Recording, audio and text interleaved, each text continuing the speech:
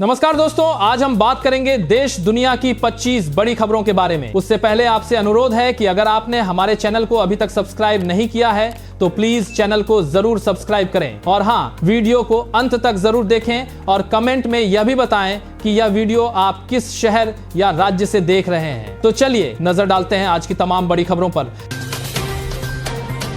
किसानों के लिए बड़ा फैसला, बिहार सरकार देगी अतिरिक्त 3,000 रुपए। बिहार के किसानों के लिए बड़ी खुशखबरी है। अब पीएम किसान सम्मान निधि के साथ साथ कर्पूरी ठाकुर किसान सम्मान निधि भी मिलेगी। इससे किसानों को सालाना 6,000 रुपए के बजाय 9,000 रुपए मिलेंगे। यह फैसला किसानों की आय बढ़ाने और खेती को मजबूत करने के लिए लिया गया है। सरकार का कहना है कि यह कदम किसानों की आर्थिक स्थिति मजबूत करने के लिए उठाया गया है।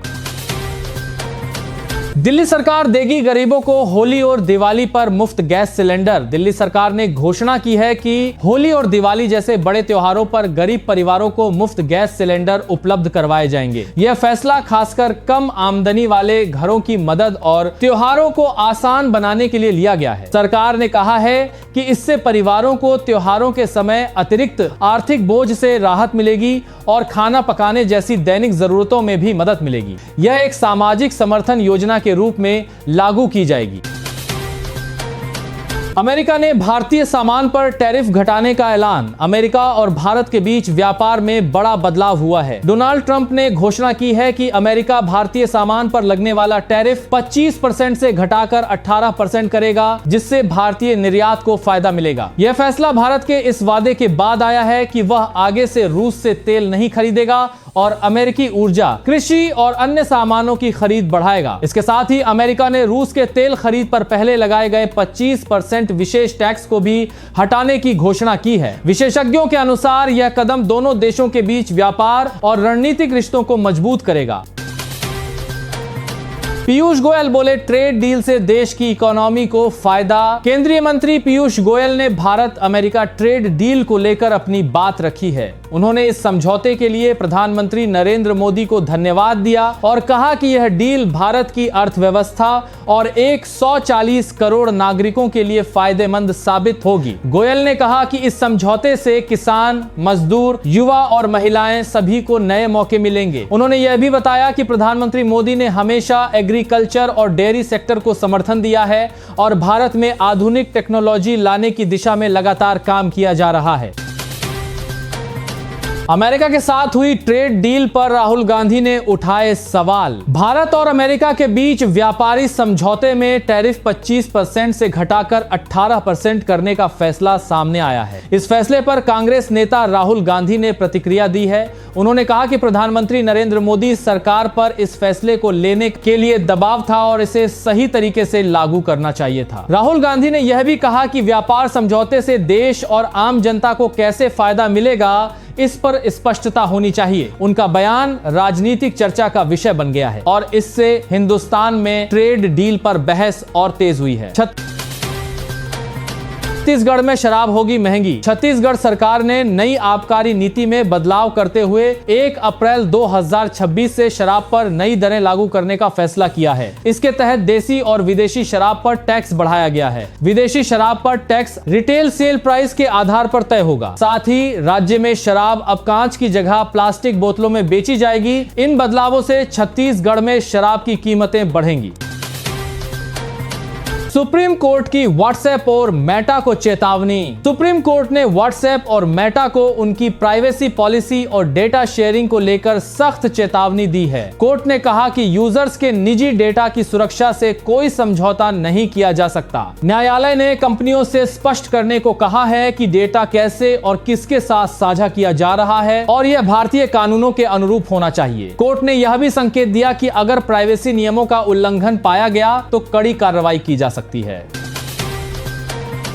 ममता बनर्जी अकेले लड़ेंगी चुनाव, गठबंधन से इनकार। पश्चिम बंगाल विधानसभा चुनाव को लेकर मुख्यमंत्री ममता बनर्जी ने साफ कर दिया है कि टीएमसी किसी भी पार्टी से गठबंधन नहीं करेगी और राज्य में अकेले चुनाव लड़ेगी। ममता ने कहा कि टीएमसी अपने दम पर जनता के बीच जाएगी। इस फैसले को कांग्रेस के लिए बड़ा झटका माना जा रहा है और इससे राज्य की राजनीति और गर्मा गई है।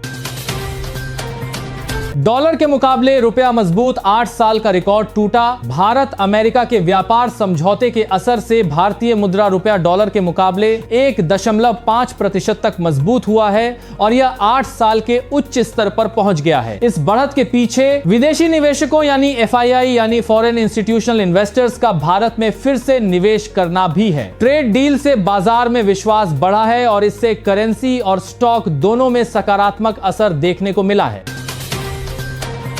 जीपे, फोनेपे और पेटीएम यूजर्स के लिए खुशखबरी। सरकार ने बजट 2026 में साफ किया है कि यूपीआई ट्रांजैक्शन आगे भी पूरी तरह मुफ्त रहेंगे। इसके लिए सरकार ने 2000 करोड़ का प्रावधान किया है ताकि zero merchant discount rate system को सपोर्ट मिल सके। इससे छोटे व्यापारियों और आम लोगों को डिजिटल भुगतान में कोई अतिरिक्त चार्ज नहीं देना पड़ेगा और देश में डिजिटल पेमेंट को बढ़ावा मिलेगा। भारत की अब तक की सबसे महंगी नंबर प्लेट 2.08 करोड़ में बिकी। भारत में नंबर प्लेट्स के लिए चलने वाले VIP नीलामी बाजार ने नया रिकॉर्ड बनाया है। आंध्र प्रदेश के गुंटूर से एक व्यक्ति ने वाहन की बेहद खास नंबर प्लेट DDC 001 को 2.08 करोड़ में खरीदा, जो अब तक भारत में बिकने वाली सबसे महंगी नंबर प्लेट है। यह deal luxury auto dealership big boy toys के ऑक्शन हाउस में हुई, जहां पहले यह प्लेटफॉर्म के फाउंडर जतिन आहूजा के पास थी। इस खरीद ने अनोखे नंबर प्लेट्स और कलेक्टिबल्स के प्रति बढ़ते क्रेज को दिखाया है। क्लाउड कंपनियों को 2047 तक टैक्स छूट। केंद्रीय बजट 2026 और 27 में सरकार ने भारत को डिजिटल और क्लाउड हब बनाने के लिए बड़ा फैसला लिया है। वित्त मंत्री निर्मला सीतारमण ने बताया कि विदेशी क्लाउड कंपनियों को 2047 तक टैक्स में छूट मिलेगी अगर वे भारत के डेटा सेंटर से दुनिया भर को सेवाएं देंगी। इसका मकसद माइक्रोसॉफ्ट, गूगल और अमेजन जैसी कंपनियों को भारत में ज्यादा निवेश करने के लिए आकर्षित करना है। इससे देश में डेटा सेंटर मजबूत होंगे, डिजिटल सेवाएं बेहतर होंगी और नौकरियों के नए मौके भी पैदा होंगे। अब विदेश में यूपीआई से भी भुगतान कर सकेंगे। केंद्र सरकार और रिजर्व बैंक ऑफ इंडिया दुनिया की बड़ी digital payment service Alipay plus को भारत के यूपीआई से जोड़ने पर बातचीत कर रहे हैं। अगर यह कदम सामने आता है तो भारतीय यात्रियों को विदेश में यूपीआई से सीधे पेमेंट करना आसान हो जाएगा। इससे विदेश में लेन देन के लिए अलग ऐप या कार्ड की जरूरत कम हो सकती है और भुगतान तेज और सरल होगा।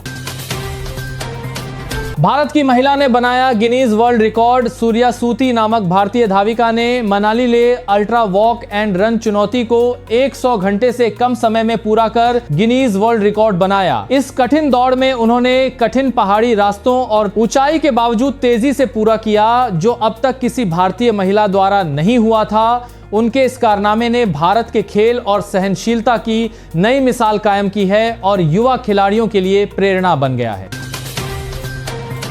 जूम यूज करने वालों के लिए बड़ा अलर्ट। केंद्र सरकार की साइबर सुरक्षा एजेंसी CERRT ने जूम वीडियो कॉल ऐप के यूजर्स के लिए हाई रिस्क सुरक्षा चेतावनी जारी की है। एजेंसी ने बताया कि जूम के कुछ फीचर्स में सुरक्षा खामियां हैं जिनका फायदा हैकर्स उठा सकते हैं और मीटिंग या डिवाइस में अनधिकृत एक्सेस बना सकते हैं। इसीलिए यूजर्स को कहा गया है कि वे जूम को लेटेस्ट अपडेट में रखें और सिक्योरिटी सेटिंग्स मजबूत रखें ताकि वीडियो कॉल और डेटा सुरक्षित रहे। बांग्लादेश की पूर्व प्रधानमंत्री हसीना को भ्रष्टाचार में 10 साल की जेल। बांग्लादेश की सुप्रीम कोर्ट ने शेख हसीना को 2 अलग अलग भ्रष्टाचार मामलों में 10-10 साल की सजा सुनाई है। इन मामलों में आरोप है कि सरकारी धन का गबन और अनुचित लाभ लिया गया। अदालत ने दोनों मामलों में अलग अलग सजा दी है, जो कुल 10 साल जेल के रूप में लागू होगी। हसीना देश की एक लंबे समय तक सत्ता में रहने वाली नेता रही हैं और यह फैसला राजनीतिक और कानूनी क्षेत्र में अहम माना जा रहा है। केंद्र सरकार ने बिहार के लिए पहली बुलेट ट्रेन चलाने का किया ऐलान। बिहार में पहली बुलेट ट्रेन सेवा शुरू करने की योजना पर काम तेज हो गया है। यह हाई स्पीड ट्रेन पटना से वाराणसी के बीच चलेगी और आगे चलकर इसे सिलीगुड़ी से जोड़ने की भी तैयारी। इस बुलेट ट्रेन की अधिकतम रफ्तार लगभग 300 किलोमीटर प्रति घंटा होगी, जिससे पटना से वाराणसी का सफर करीब 2 से 3 घंटे में पूरा हो सकेगा। परियोजना पूरी होने के बाद यात्रियों को तेज, सुरक्षित और आरामदायक यात्रा का फायदा मिलेगा, साथ ही व्यापार और पर्यटन को भी बढ़ावा मिलेगा। तो ये थी आज की 25 बड़ी खबरें। आपको सबसे महत्वपूर्ण खबर कौन सी लगी कमेंट करके जरूर बताएं और चैनल को सब्सक्राइब करना न भूलें। जय हिंद।